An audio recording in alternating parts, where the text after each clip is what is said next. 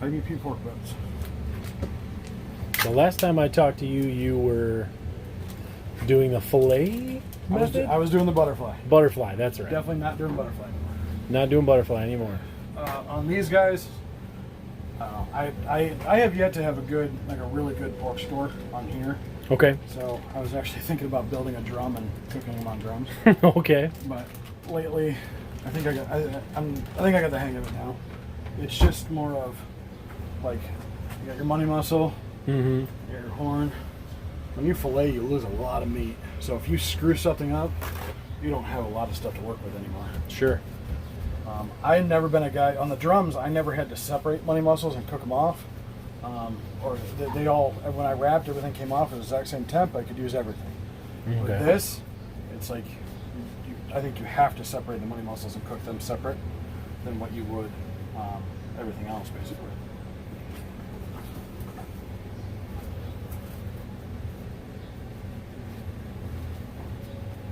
So one thing I started doing, and I mean starting like as in the last couple competitions and practicing and stuff like that, was trimming it right down to 4 pounds. Absolutely. I mean, that way however, like you know what size it is. If it's 4 pounds, it should all cook the same. It should cook the exact same. The problem is when you do that, because I was doing that too. I was cooking as small as I could go because I wanted it to be done in quick time frame. Sure. And that's exactly what I was after. Yep. Yeah. The problem is doing that, but doing the low and slow. Your timeline is pretty much still going to be the same, but you're in KCBS. We're cooking for this. That's your money muscle. We're cooking for that. We're cooking to make sure that that's as tender as possible. Sure. That will finish faster than everything. And everything else will fall in line. Everything else will, but depends on whether you are a person that separates. I know most gravity feed cookers will just cut it right off, wrap it by itself. I always thought that if you did that, it turned out dry. Okay. But there's a lot of people that do it and are good. So okay. Last week or 2 weeks ago in the Sioux, I did it and came out, I thought, pretty fair. Yep. But I think I needed to take a little bit longer. All right. So came out tough or? No, I thought it was okay, but it could have been longer to. Yeah, it came out. It was a little bit tough. Okay. Okay. All right. So money muscle. So this is obviously your money muscle. That's everything right there. Anything that you see fat, nothing will ever stick to that. But at the top of it, your money muscle is going to start right about here. Okay. So what I do is I start just going straight back. And then you can see, if you want to come over here, it's probably easier. Okay. That's the way I cut over here. Yep. So I start going straight back. Oh yeah. And you can see how far back that goes. Pretty much. Now there are people that don't, and the people that just take the top off and then they done. Okay. I like to shape me a little bit. No, that looks pretty good. That looks like really good money muscle for Gordon's. Gordon's have got some nice butts. They really do. So you can see where the separation is. That's where your money muscle stops. Okay. Yeah, you can see it back so there. I go here. Okay, so that's pretty much it, right? So you can see right here, you can almost take your hand and start peeling it off. Okay. Now there are times that I do that, and the money muscle is like a pinky finger. Okay. I mean, they're going to plump up a smidge, but. Yep. Okay. And then you just kind of. I mean, that looks like a pretty good one when you think. I would say this is a good size. Yeah. I'll screw it up. Don't worry. That happens. And okay, so then you can kind of get behind it. So it looks like there's a fat line you're following. Yeah, it's all it is a fat line that goes straight down. And this just separates the muscle. Okay. And I try to get it so all the silver skin comes off, so I don't have to really dig into it. Yep. Okay. So you're kind of digging with your thumb as you go. I'm just kind of like moving it out. Do the same thing on a brisket between the point and the flat. Sure. Okay. That's a good example. Okay, so there's that, right? So that should be a pretty good size. Sometimes you get some veins you got to deal with. And then I'll flop over. And then I'll start at the same line. Check that.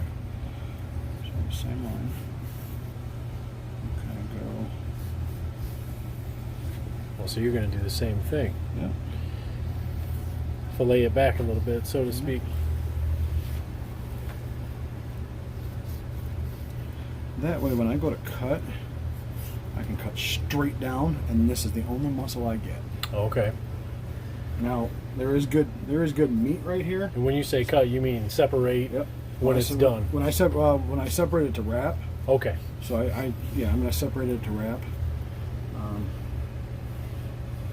go too deep.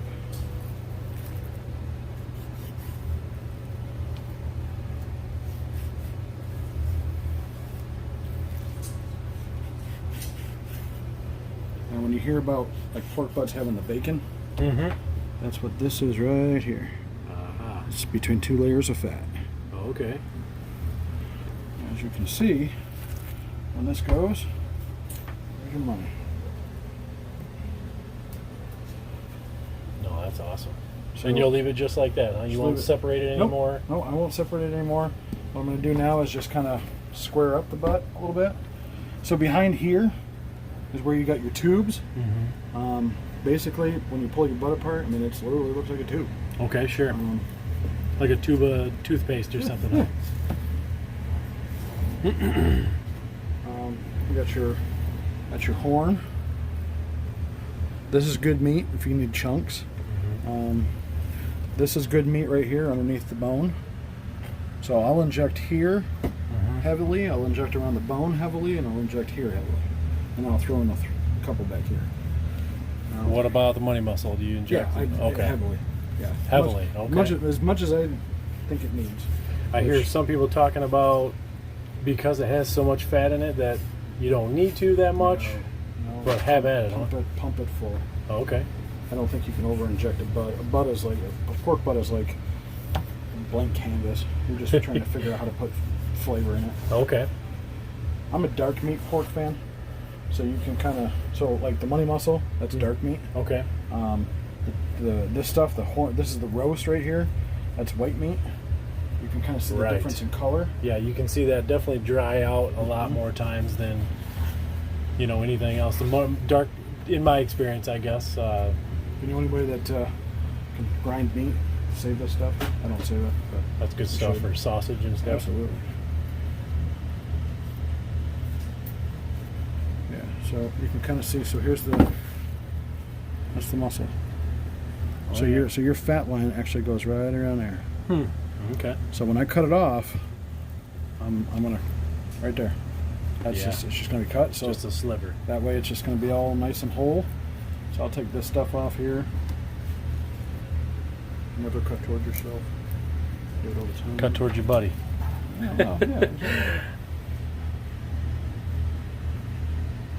Don't cut towards your body. Cut towards your buddy. So fat cap, like here, like this is the part you kind of want to keep. So you can take this stuff off.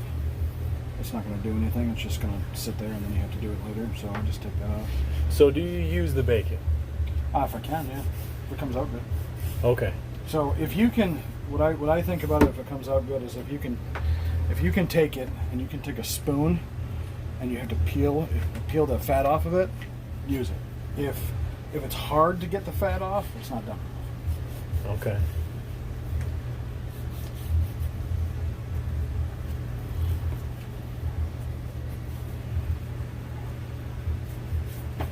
Now, in all reality, because I have a smaller cooker compared to some of the other stick burners, I probably should trim this down farther. But I don't. So that's pretty much how it's going to go. So you can really get into here and take that off. I don't, because I think it just coats the back anyway. You can get all up in here and get all this shit out. It's a waste of time because I don't use this shit anyway. So, just as is sitting right there, is there, besides the money muscle, is there any kind of muscles that you plan on using as we speak right here, right now? You know, so what I mean by that is you like right now you're thinking, all right, if the bacon turns out, I'll use that. If this turns out, I'll use it. But I mean, is there one go-to that you know you can hit every time?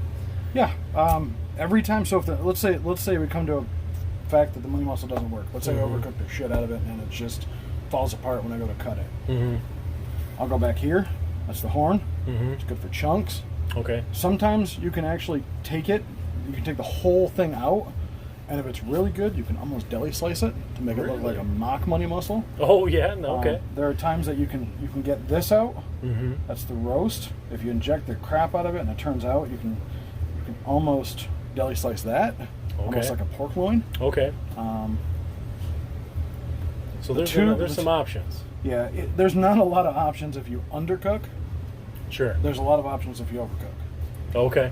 Because if you overcook, you can just chop shit out of it and put it in there, and you still have something to turn. You still got something in there. If Make it taste good and pray. If you undercook, it's like, well, that sucks. Yeah. Undercook, something went horribly wrong. Yeah.